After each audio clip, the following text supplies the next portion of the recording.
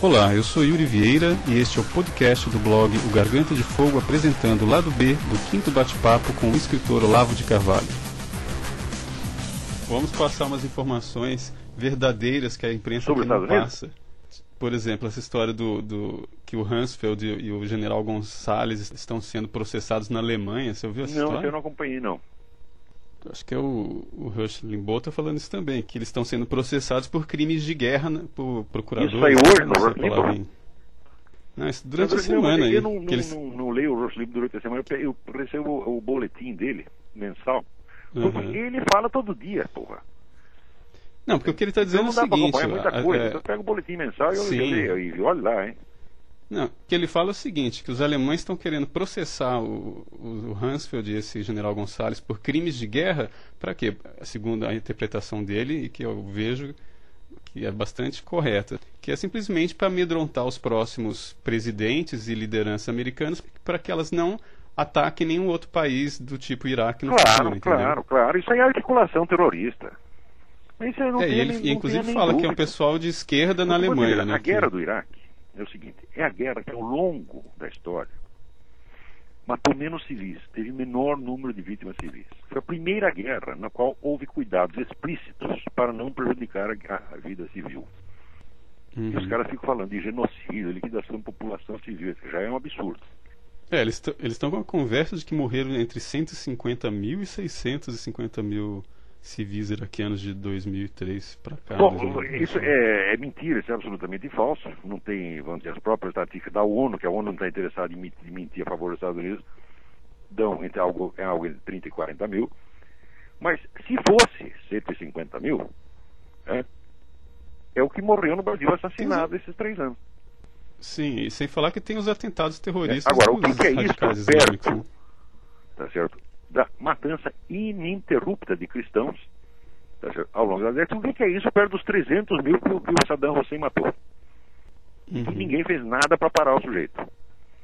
A matança de cristãos continua agora. É verdade que ela diminuiu um pouco nos últimos anos, mas durante a década de 90, tá certo, foi um negócio de 100 a 150 mil por ano. E algum governante alemão falou alguma coisa? Não falou, porque cristão não pode matar, porra. Se é cristão, pode matar, tem direito de matar. O civil, cristão, desarmado, você pode matar. O que você não pode matar é terrorista armado. Daí é crime de guerra, daí é genocídio. Quer dizer, mesmo que fosse 150, tá certo? Ainda seria... Agora, como é possível eles matarem 150 e só perderem 3 mil? Para pensar, se é possível isso. Sem soltar uma bomba atômica. Sem soltar uma bomba atômica. Porque se eles tivessem perdido 150 mil, bom, eles teriam que ter morrido pelo menos 15 mil americanos, porra.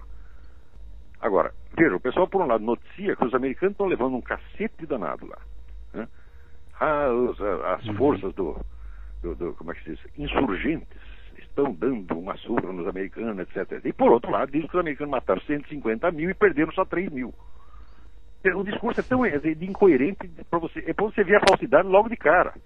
Uhum. Quer dizer, ou uma coisa ou a outra. Ou os americanos estão levando um cacete, ou eles não mataram 150 mil. Não é as duas coisas ao mesmo tempo, não dá. Então, essa guerra, vamos dizer, na guerra do Vietnã morreram 90 mil americanos. É bastante gente, né? E o número de protestos e a violência dos protestos é igual. Quer dizer, tanto faz morrer 90 mil ou 3 mil. Agora, um país que não aguenta perder 3 mil soldados numa guerra, ele está fudido, né?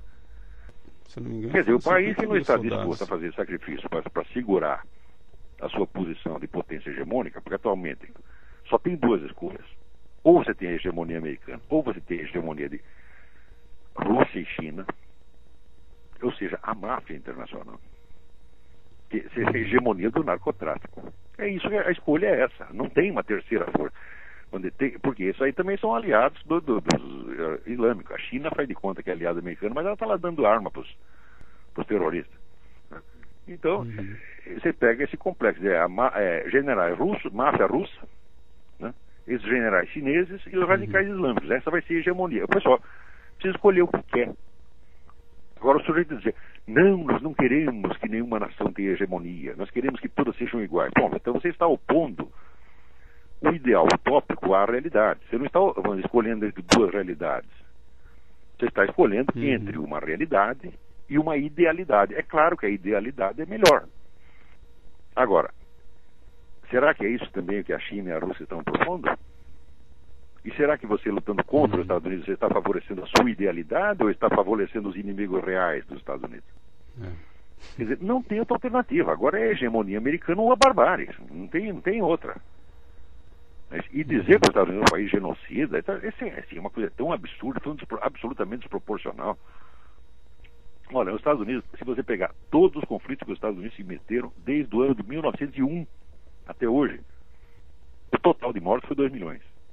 Em todas as guerras, todos os conflitos. Né? 2 milhões corresponde, vamos dizer, à produção anual do Mao Tse Tung. Agora, você não pode levantar os números. O conceito de genocídio é um conceito puramente quantitativo.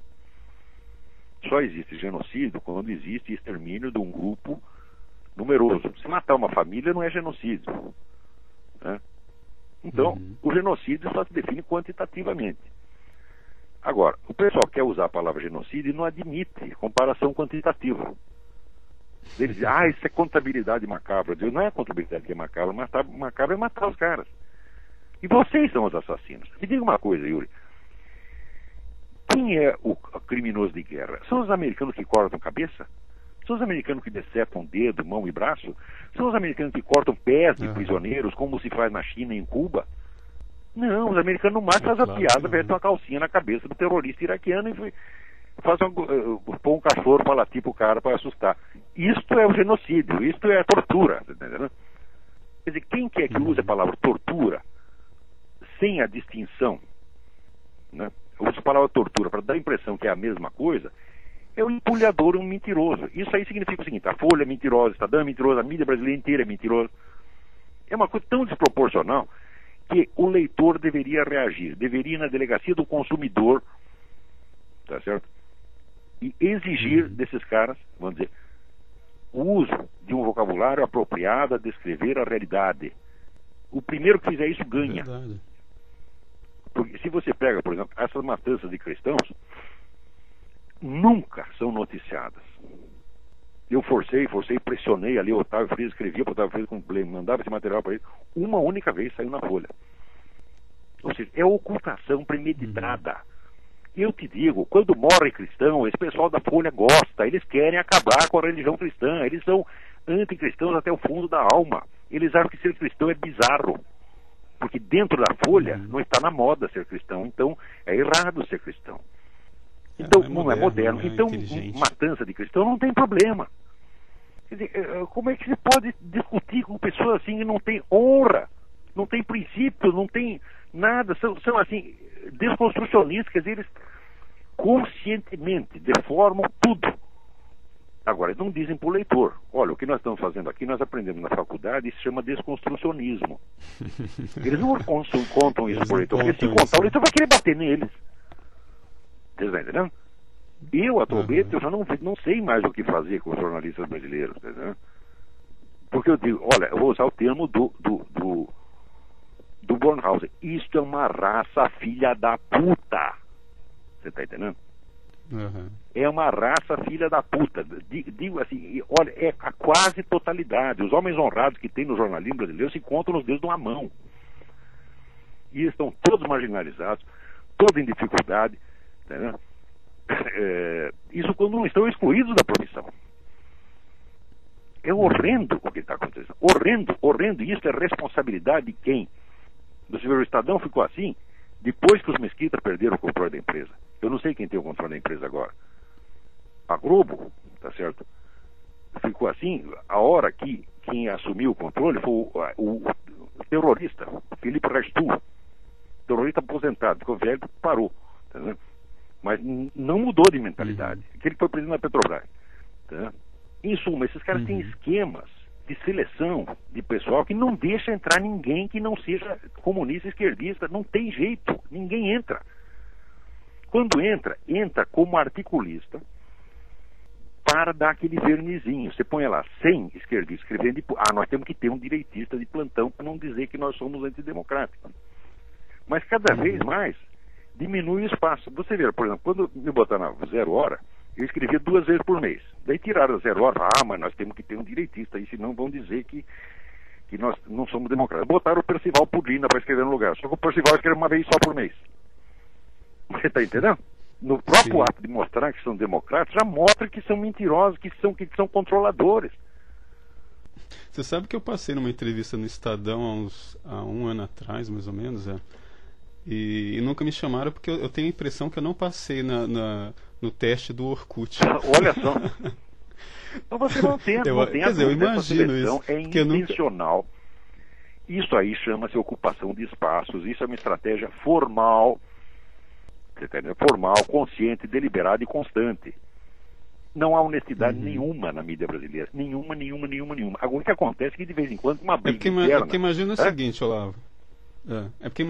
Imagina se você faz uma entrevista para o jornal, aí os caras vão olhar o seu Orkut e descobrem que você está na sua comunidade. Então, agora, entendeu? Pô, o Olavo está na comunidade do Olavo, não vamos contratá-lo. Eu posso estar, vamos dizer, numa briga com praticamente toda a classe falante brasileira. Eu vou ganhar essa briga. Eu não tenho a menor dúvida. Porque os caras estão apostando que 2 mais 2 dá 5. E eu estou dizendo que dá 4. Então, o que eles estão querendo é mágica. O mundo nunca será do jeito que eles dizem que é. Porque eles vivem tendo desilusões. Quanto mais poder adquirem, mais se sentem derrotados e marginalizados e perseguidos. Quando não há ninguém que os persiga, são eles os perseguidores.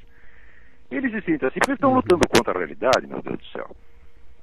Todo mundo que apostou, você sabe que a mídia brasileira inteirinha fez a glamorização do Lula. Se não fosse o Globo, não fosse Folha, não fosse Estadão, não fosse a própria Veja, idealizando o operário, que vinha com discurso ético, etc., nunca o sujeito teria chegado lá. E por que fizeram isso? Fizeram isso porque ocultaram o que sabiam a respeito do Foro São Paulo. E ocultaram denúncias que já havia de corrupção petista desde 1993. Entendeu? Não quiseram investigar nada. Então, de repente, quando descobriu que o Lula era o mais ladrão que tinha, ficaram, meu mundo caiu, meus ideais foram traídos.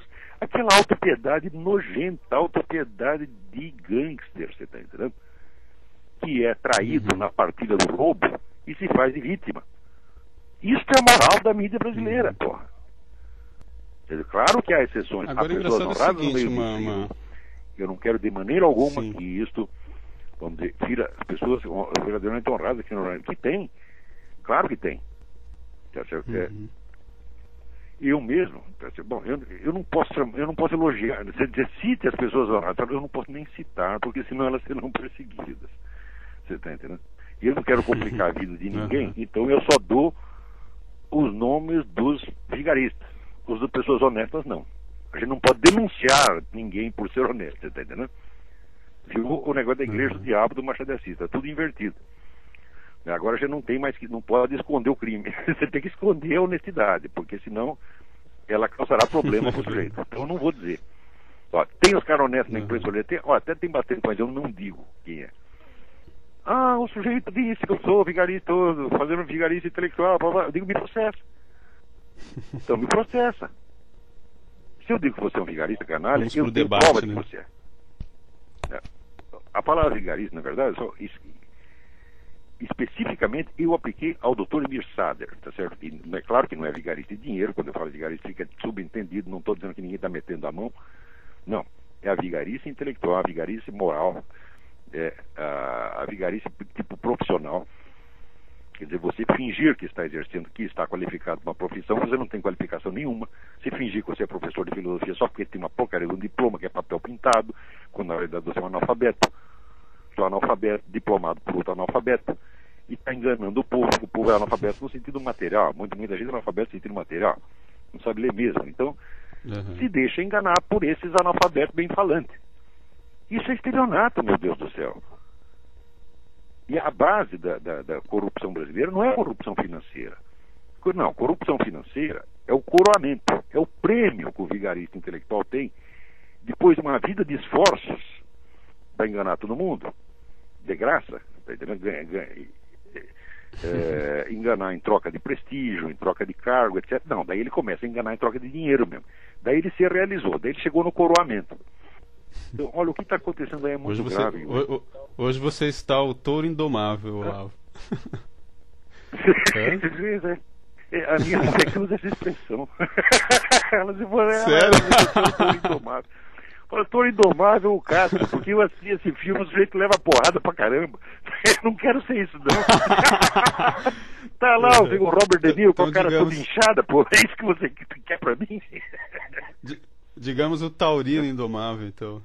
Então, eu não sou touro indomável, merda nenhuma. Eu sou apenas o rapaz latino-americano, sem dinheiro no bolso.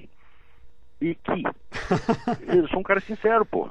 Uhum. Eu estou dizendo as coisas do jeito que os meus olhos as veem. Eu treinei para isso a minha vida inteira. A minha maior ambição foi essa. Perceber a realidade e saber dizê-la. É aquele negócio do né, o conceito básico da filosofia grega. O ser, né, o ser, a verdade, a verdade e o dizer. Se pegar, apreender a verdade do ser e dizê-la. Agora, é aquele negócio de proibição de perguntar, você sabe que esse é um termo do Eric Voegelin. O Eric Voegelin estudou esse problema. Quer dizer que a proibição de perguntar se tornou uma instituição na cultura moderna. São as perguntas que não se fazem. Você está entendendo? Então, sobretudo, a proibição de perguntas filosóficas, né? Não pode ter. Então, olha, isso aí é uma coisa que eu me orgulho. Na minha aula, eu faço o possível para responder a pergunta, mesmo se for pergunta imbecil. E mesmo se for pergunta maliciosa. Quer dizer, também tem olha, o mais que pode acontecer é o seguinte, aquele negócio que é, olha, para não deixar você sem uma resposta, vai tomar no cu. Eu já fiz isso. Mas só quando é pergunta muito maliciosa ou insultuosa. Quer dizer, a coisa que eu mais odeio no mundo é o insulto camuflado. Entendeu? Quer dizer, o sujeito vem e camufla, né? Ele faz bem educadamente, ele faz uma insinuação perversa contra você. Se fizer isso, vai levar o troco na mesma hora. Né? Mas se eu ver que tem sinceridade, que a pessoa quer saber, que ela está perguntando não para criar confusão, porque ela quer saber, eu faço o possível para responder. E quando eu não sei, eu tenho uma resposta infalível. A resposta é não sei. Não há nenhuma pergunta que esta resposta não resolva. Agora, no Brasil, não tem, eu sou professor de intelectualidade, não é capaz de falar não sei, eles não aprenderam essas palavras. Eles têm opinião sobre todas as coisas. Depois, às vezes o pessoal me pergunta sobre economia, eu digo, olha, eu fiz um voto de não falar de economia, de reduzir ao mínimo os meus pronunciamentos sobre economia. Por quê? Porque eu fui repórter econômico. Fui subeditor, editor de texto do noticiário econômico do Jornal da Tarde, numa época que eu não entendia nada de economia, tá certo? E eu tenho vergonha disso. Eu fiz isso que me mandaram. Os caras me botaram, você vai na editoria de economia. Eu falei, pelo amor de Deus, não faça isso. Eu tinha várias coisas que eles não podiam me pôr. Se me pudesse, por exemplo, na editoria de Turf, eu estaria perdido. Eu não tenho a menor ideia de como funciona a corrida de cavalo.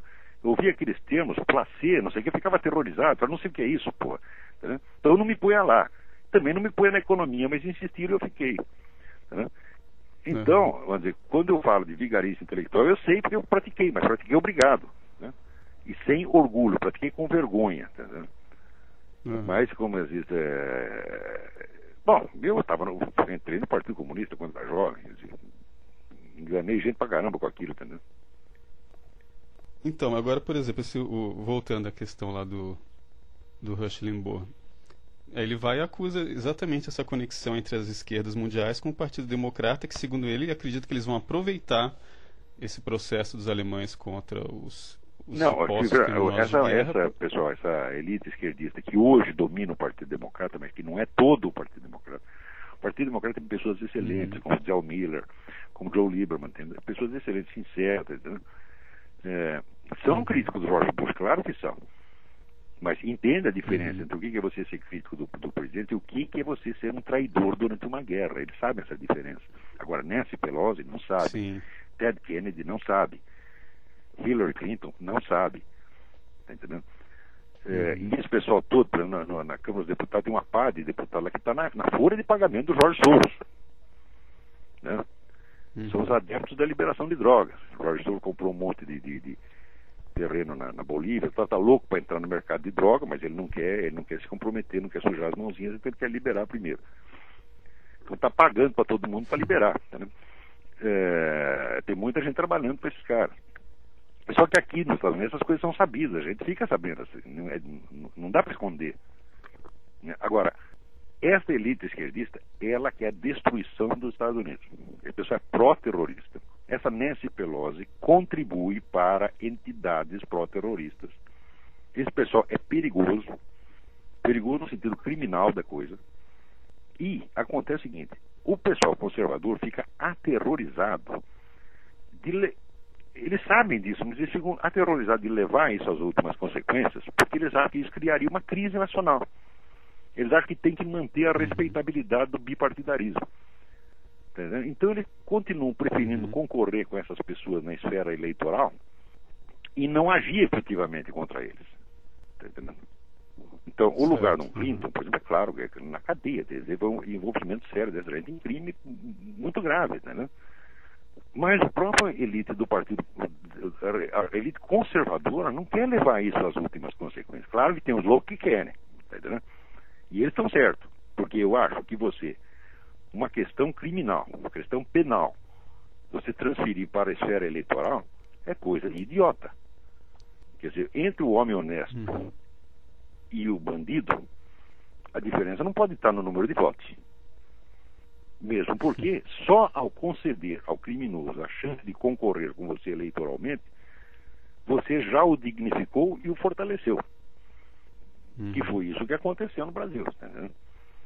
Um cara como Lula, se você juntar o que se sabe dele, de Foro de São Paulo, as companhias que ele andou, as parcerias políticas que ele fez, etc., etc., é suficiente para caçar qualquer candidatura dele a vereador de São Tomé das Letras. Agora, se você encobre isso e quer vencê-lo na esfera eleitoral, pronto, você vai perder. Você está entendendo?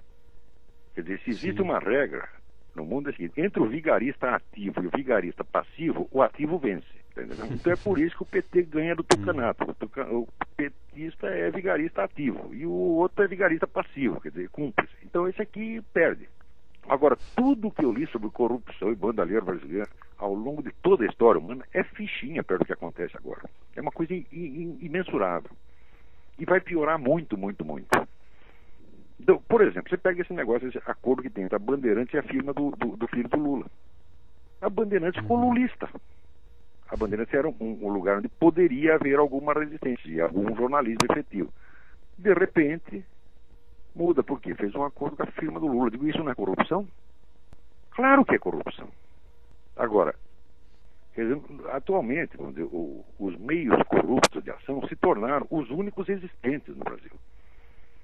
Então, se você fosse pegar uma parcela da população que está limpa, que não se sujou, né, e que pode corrigir isso, aonde está essa parcela? Eu conheço indivíduos honestos. Mas no Brasil, quando você começa a formar uma força política, qualquer coisa, a primeira coisa que os caras pensam é formar um partido, porque eles só pensam em luta eleitoral.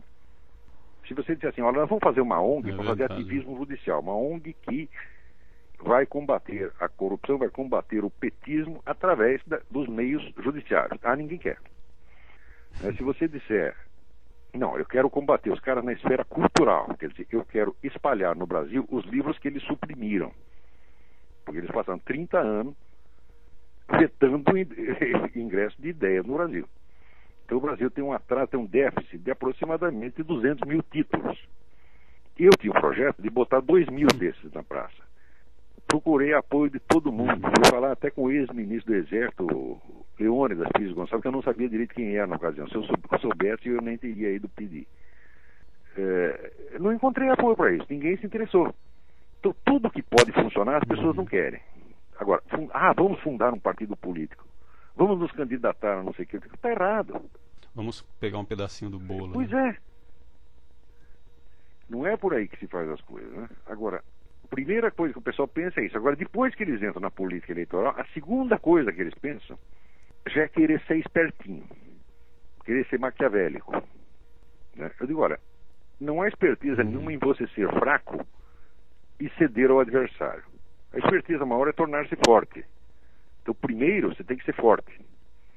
Depois você tem que entrar na briga. Mas primeiro ser forte.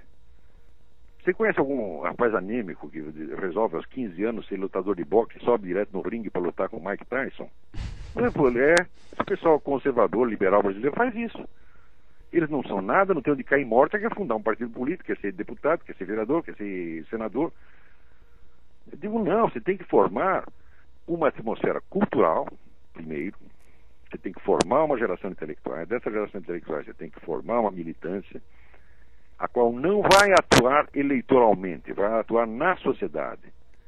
Está entendendo? Uhum. E depois disso, daí você pode entrar na luta eleitoral quando você tiver a base social. Agora, os caras pensam que... É até o formalismo brasileiro, né? Pensa que a concorrência eleitoral substitui o arraigamento social da ideia, da doutrina. Isso é coisa de maluco. Mesmo que você ganhasse a eleição, não significa nada. Quer dizer, numa época em que ser católico é considerado bizarro pelo maior jornal do país, que perspectiva pode ter um candidato conservador? Você já está marginalizado, mesmo que você seja eleito. Então você tem que primeiro obter um lugar na cultura, se impor ao respeito, está entendendo? De novo. Então, que nós somos cristãos, nós somos católicos, nós somos protestantes, nós somos judeus, e nós achamos que o bizarro é você. Eu pessoalmente, Olavo de Carvalho, acho que a redação inteira da Folha é bizarra. Você está entendendo? É só ver o nego que os caras se vestem, o jeito que eles escrevem. Está entendendo? Que é uma coisa do entojamento, assim, terrível, né? Entojado e errado. Quer dizer, é um sujeito brega querendo se fazer de chique, está entendendo? Eu acho todos eles ridículos. Absolutamente ridículos. Não tem nenhum respeito por essa gente. E eles vão determinar agora o que é bizarro, o que é o normal, o que é o anormal. Ó, vai lamber sabão, vai cagar no mato, o que é isso, porra? Pois é. Agora, deixa eu ver aqui, deu 1h27. Tá animado ainda? Não, eu estou, mas agora não posso mais, que tem pessoas me esperando aqui. Tá, mas ok. Tem muito o que falar, Sim. Olha, então, vou usar esse canal aí que você criou para eu fazer um apelo dramático.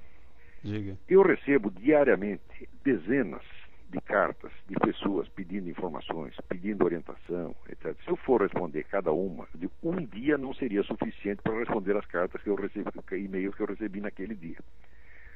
E eu sei que responder a isso é importante, eu sei que uma das minhas funções seria exatamente esta. Então eu pensei o seguinte, eu preciso fazer um programa de rádio, uma transmissão de rádio ou pela internet regular, na qual eu responda essas coisas.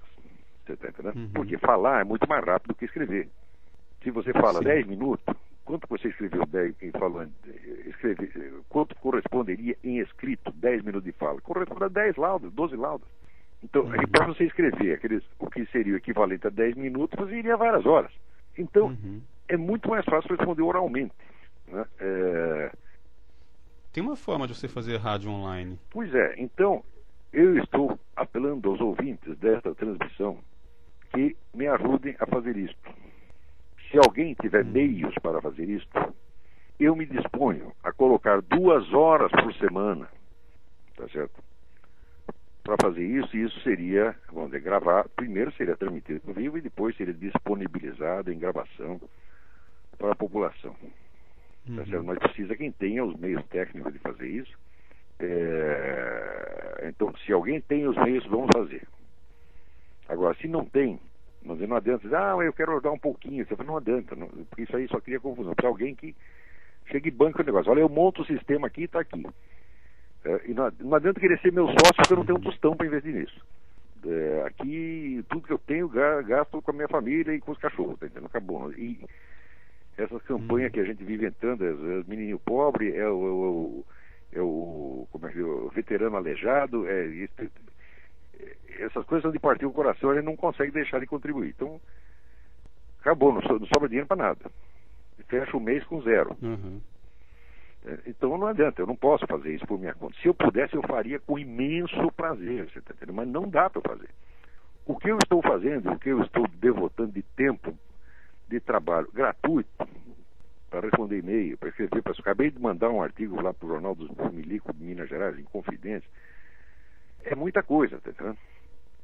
Então, se alguém puder montar um sistema desse, de transmissão de rádio por internet, eu topo, ofereço 2 horas semanais. Nessas 2 horas semanais eu pegaria as consultas chegadas durante a semana e, citando ou não o nome do remetente, conforme ele me autorizasse ou não, eu responderia.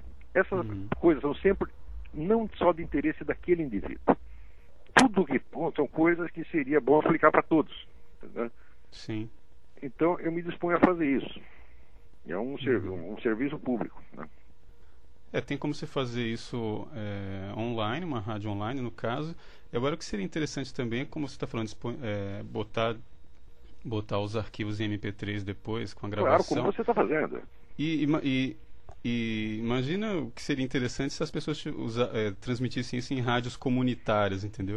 Qualquer pessoa que peça qualquer depoimento sobre qualquer coisa, eu dou. Às vezes não posso dar na hora. Por exemplo, a pessoa se manda pergunta por escrito, às vezes eu demoro vários dias para responder porque eu não tenho tempo, mas respondo. Se for negócio oral, eu estou à disposição. Eu posso falar 1, 2, 3 horas por semana, não é problema. Às vezes você pede esse depoimento, eu faço. O pessoal do Rio Grande do Sul agora também pediu, eu fiz. Está lá nesse site Conservadores, como é que até esqueci o nome, pô. Comentário Conservador. É um dever e um prazer. Mas o que não dá é para responder todo esse e-mail. Não dá. E é uma pena, porque às vezes são coisas importantes que a pessoa pergunta, tá entendendo? Você sabe que estão escrevendo para mim, querendo que eu reencaminhe para você, mas você já me disse isso. Não, né? eu não aguento mais o e-mail, eu sou sufocado. Agora, oralmente a gente poderia responder tudo ou praticamente tudo. Responder quando sabe. Quando não sabe, a gente responde. Não sei. Inclusive no Orkut tem uma lista lá, um tópico lá exatamente de perguntas para eu fazer para você. Você faça. O negócio é que eu tentei até assim guardar assim alguma coisa, mas tem muita coisa que não dá para botar numa sequência, entendeu? Porque a gente vai indo num assunto. Vamos supor, no caso da gente fazer essa transmissão de rádio, uma pergunta não precisa ter nada a ver com a outra. Né? E às vezes eu pego perguntas disparatadas e as coloco numa ordem. Tem uma ordem que está. Tem uma ordem oculta ali. Né? Eu sei fazer isso. Né? O Mário Ferreira, aliás, fazia muitas conferências assim. Ele pegava, dizia, quais são as perguntas? A pessoa fazia, ele anotava num monte de papelzinho, botava os papelzinhos numa ordem e saía da conferência com começo, meio e fim, com resposta a todas aquelas perguntas disparatadas. Entendeu? Então, eu não tenho toda a habilidade dialética do Mário Ferreira, mas eu também sei fazer isso. Que muito aprendi lendo o livro dele. Que era um nego maravilhoso, né? Pô, sabe, o pessoal tem... Além de tudo, era empresário, né? Editor, ele era mil coisas. Outro dia, o Mino Carta escreveu um artigo: tem vergonha de viver no Brasil. Em primeiro lugar, o Mino Carta é italiano. Ninguém te obriga a viver no Brasil. Pode pegar né? Pega seu documento de origem e vai embora, né? Olha, existem motivos de vergonha para o Brasil. Existem motivos de orgulho que as pessoas desprezam. Eu te digo, o Mário Ferreira foi um dos grandes, se não o maior filósofo do século XX. E toda a obra dele está escrita em língua portuguesa. Eu me orgulho da língua portuguesa, acho uma língua maravilhosa. Eu acho que para a filosofia é uma língua que tem potencial melhor do que a língua alemã. A língua alemã é uma língua toda sombria, toda cheia de evocações fantasmáticas, etc. E o português não, o português tem aquela clareza latina, aquela ordem latina maravilhosa. Né? A gente devia se orgulhar disso, falar, nós temos aqui um dos grandes filósofos, devia ter monumento para o Mário Ferreira em cada esquina, e o pessoal despreza. E enaltece o Lula, o Gilberto Gil. Pô, o que é isto? Estão loucos? Aqui, por exemplo, sei lá, o pessoal pode gostar do Michael Jackson, mas não vai achar que o Michael Jackson é mais importante do que o George Washington, né? Olha, quando fizeram essa enquete da American Online, que foi o maior dos americanos, que o pessoal votou no Ronald Reagan, tá certo votar no Ronald Reagan, foi o maior estadista que já teve, talvez o maior estadista do século XX. Agora, você imagina, né, no Brasil, quem foi o maior brasileiro? Eu sei que os dois maiores brasileiros foram José Bonifácio de Andrade e Silva, que é o fundador do país, e o Mário Ferreira dos Santos. Não tem outro, não tem comparação. Agora, o Zé Bonifácio, o pessoal só conhece por referência no livro de escola primária, nunca mais ouviu falar. Aqui nos Estados Unidos, os discursos de Thomas Jefferson, de George Washington, todo mundo lê, mas todo mundo lê tudo. Entendeu? No Brasil, se você procurar, eu quero ler os discursos do Zé Bonifácio. Isso não existe. Quer dizer, o pensamento do fundador do país é secreto, é segredo esotérico, é inacessível. Isso já mostra porque o país está na merda. E as obras do maior filósofo brasileiro, que foi talvez o maior do mundo naquela época, também são esotéricas e ninguém conhece. Agora, tá aí todo mundo lendo aí, o Luiz Fernando Veríssimo, o Arnaldo Jabor, são loucos. Os brasileiros são loucos. Eles não sabem o que é a vida. Eles precisariam de aulas de OPV, Orientação para a Vida. Todos precisam de OPV. OPV. É. Bom, tá certo então, Olavo. Vamos ver se a gente continua esses assuntos e vamos ver se alguém aí se não precisa ganhar nada, né, para fazer isso, não. Trabalho de graça. Isso é pela pátria. Porque eu, por exemplo, não saberia nem por onde começar. Eu sei que talvez você teria que ter um equipamento aí também de... a parte técnica eu não entendo. Eu sei fazer programa de rádio. Porque eu com 8 anos fazia um programa de rádio, sabia? Fazia um programa para criança. E depois, aos 18, eu também fiz um programa, mas um programa comunista, para na rádio comunista, chamada Rádio Marconi, e a rádio foi fechada. Então a minha carreira a gente fazia uma novela que era Gozando da Cara dos Milicos, tinha na época de o Pluft, o Fantasminha, a gente fez o Muft e o Gorilinha. Era eu e o sujeito chamado Roberto de Grande Lima. Mas daí fizemos alguns capítulos e fecharam a rádio. Acabou nessa novela. Hoje eu sei que fizeram muito bem de fechar a rádio e tapar nossa boca, que nós é dois metidos, ignorantes, palpiteiros, entendeu? Tava falando besteira pra caramba. Tá ok, Olavo. Tá ótimo. Vamos ver quem é que aparece aí. Então, se alguém quiser ajudar nisso aí, eu digo, olha, será um grande brasileiro. Tá Beleza, bom. Então. Eu tinha uma lista com várias coisas aqui, mas... Se você quiser fazer outra amanhã ou depois a gente faz, durante a semana, não tem problema. Beleza. E aí, você já é avô de novo, Olavo? Sou, a Inês teve uma menina. Já tá com 7 quilos. Que bom, hein? Chama Tereza. Legal. Tá uma gracinha. Mandaram um beijo para ela. Né? Tá em Brasília. Que ótimo. Então tá bom, Olavo. Fica com Deus aí. Você também. Tudo de bom aí. Tudo de bom, viu? E obrigado. É um prazer. Tchau. Tá, um abração.